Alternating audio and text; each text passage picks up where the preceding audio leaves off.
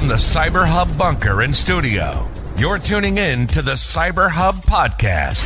And now for your host and CISO, James Azar.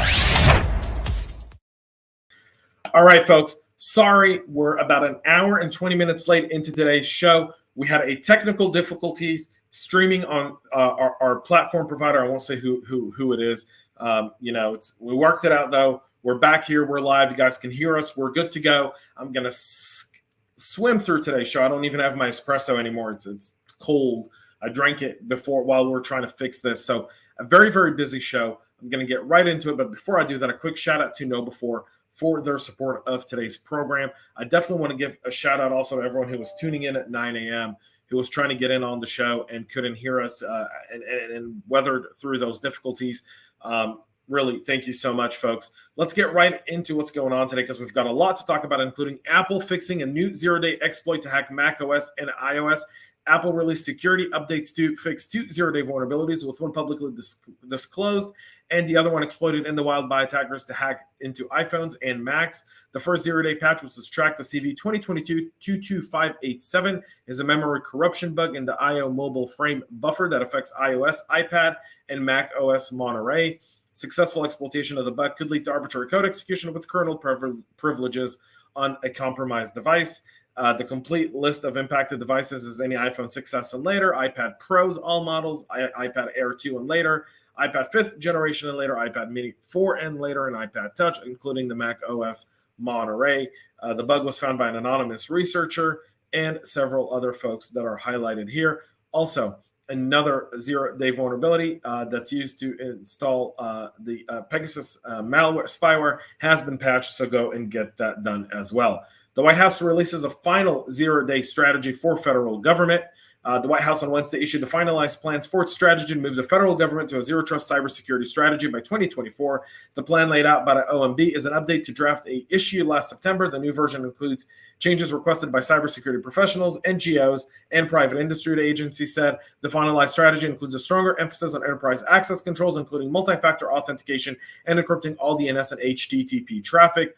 The document makes it clear that a transition to zero-trust architecture will take time to implement. In fact, they're giving organizations 2 years to do this, with a lot more to go with it, including within the next 30 days to designate a zero-trust strategy implementation lead and build a zero-trust implementation plan within 60 days of this being issued. So a lot of work on the federal government side there, folks.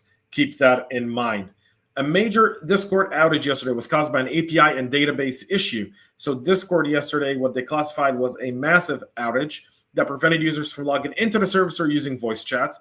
The outage lasted quite some time. In fact, it was trending on many other social media platforms. However, after resolving the API issue, Discord discovered a secondary issue with the database cluster, causing even more problems, showing you just how hard it is to maintain modern infrastructure, irregardless to what's going on, whether it be cloud-based or whatnot. Very, very interesting there.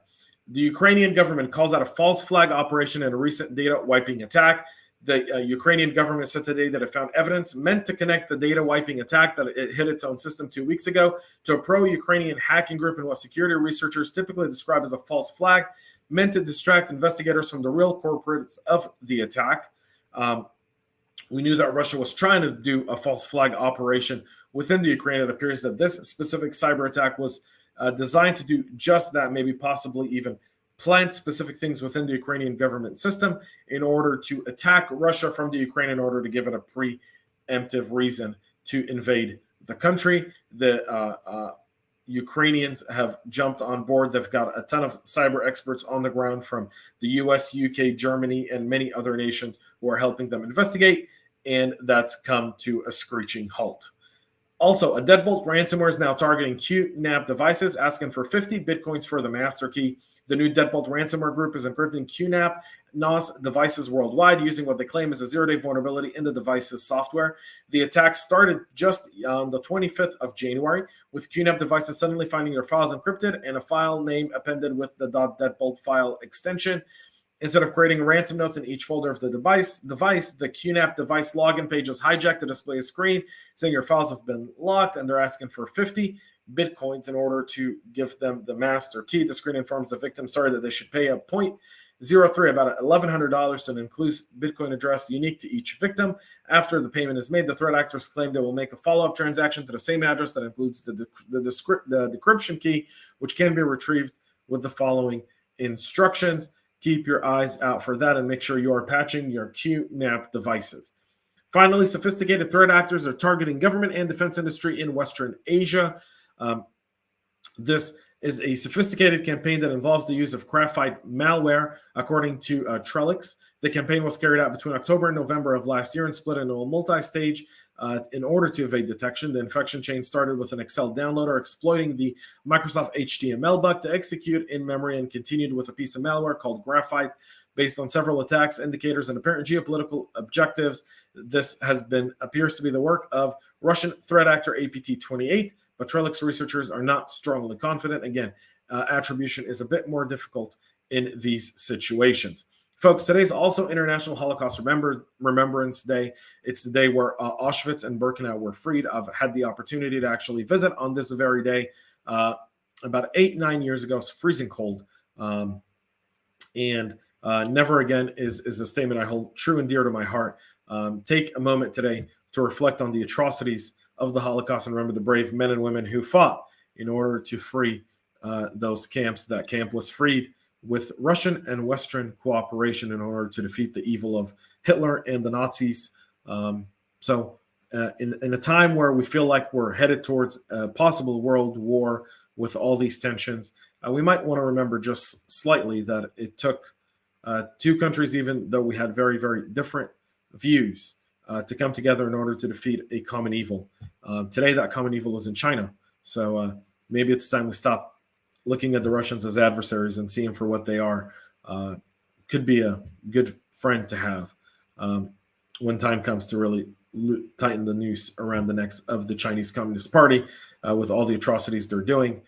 So, something to think about today. Never again resonates for me a ton today. So take a moment to reflect and remember and be kind to one another, folks. That's it for today's show. We'll be back tomorrow with a lot more going on. So tune in tomorrow. Until then, have a great rest of your day and stay cyber safe.